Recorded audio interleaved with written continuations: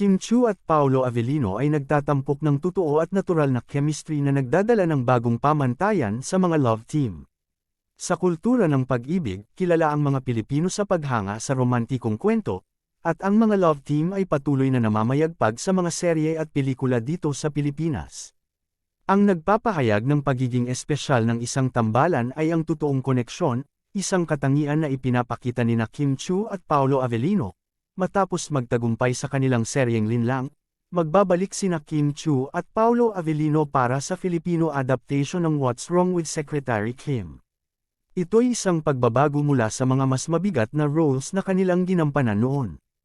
Ang paparating na proyektong ito ay puno ng romansa, komedya, at drama, na siguradong magbibigay saya sa mga tagahanga na nais makakita ng ibang aspeto ng kanilang samahan.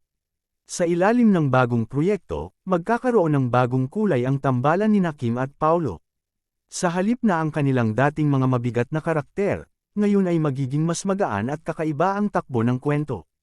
Ang proyektong ito ay nagdadala ng ibang uri ng saya para sa mga tagahanga na nagnanais makita ang mas marami pang aspeto ng kanilang samahan at pagsasama sa trabaho. Ngunit bakit nga ba tila may natural na koneksyon ang dalawa kahit na ito ang unang pagkakataon na magkatrabaho sila? Sa maikling buod na ito, ating malalaman kung bakit ang chemistry ni Kim Chiu at Paolo Avellino ay totoo. Isa sa mga pangunahing dahilan kung bakit sumikat ang kanilang tambalan ay ang pagkatupad ng pangarap ni Paolo matapos niyang lumipat sa ABS-CBN noong 2011. Sa kanyang contract signing sa network, inihayag ni Paolo ang kanyang pangarap na makatrabaho si Kim, na lalo pang nagbigay buhay sa kanilang tambalan sa pamamagitan ng paulit-ulit na pagsambit ni Paolo sa kanyang mga naunang panayam ng kanyang hangarin na makatrabaho si Kim. Bukod dito, aminado rin ng aktor na si Kim ang kanyang unang crush sa Kapamilya Network, isang detalye na ibinahagi niya sa isang panayam kasama si Tony Gonzaga. Pagkatapos ng mahigit isang dekada, natupad ang pangarap ni Paolo sa pamamagitan ng proyektong Linlang.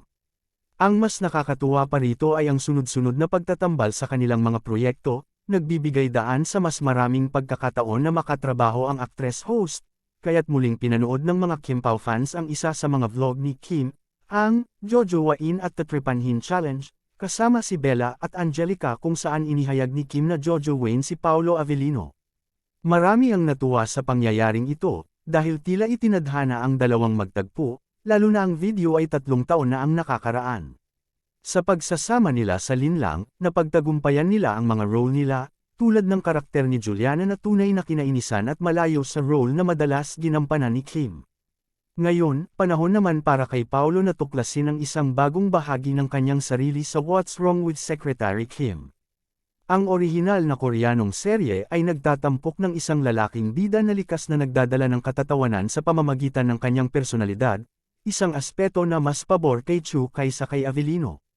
Malamang, ito ay magiging isa na namang masayang pagsasama para sa dalawa, kung saan ang Chinita Princess, ang mas magdadala at magpapakulay sa kanilang series, ang kanilang chemistry ay nakabase sa balanse ng kanilang pagkakaiba. Samantalang may mga love team na lumalago dahil magkapareho sila, si Paolo at Kim ay naging matagumpay dahil sa kanilang magkaibang personalidad. Kilala natin at iniibig ang aktres sa kanyang masigla at nakakahawang tawa. Samantalang hindi natin maiwasang mapahanga sa misteryosong aura at tahimik na personalidad ng aktor. Sa pamamagitan ng biruan, pang-aasar, at tunay na pagkakaibigan sa labas ng kamera, nakabuo sila ng isang masigla at magaan na pagsasama, sa kabila ng mga teenage romance, na kadalasang nagsisilbing umpisa ng karamihan sa mga love team sa bansa. Nakakapan-refresh makita ang mas mature na mga artistang bumubuo ng isang hindi inaasahan na tambalan na umuubra sa mga manunood, kabataan man o matanda.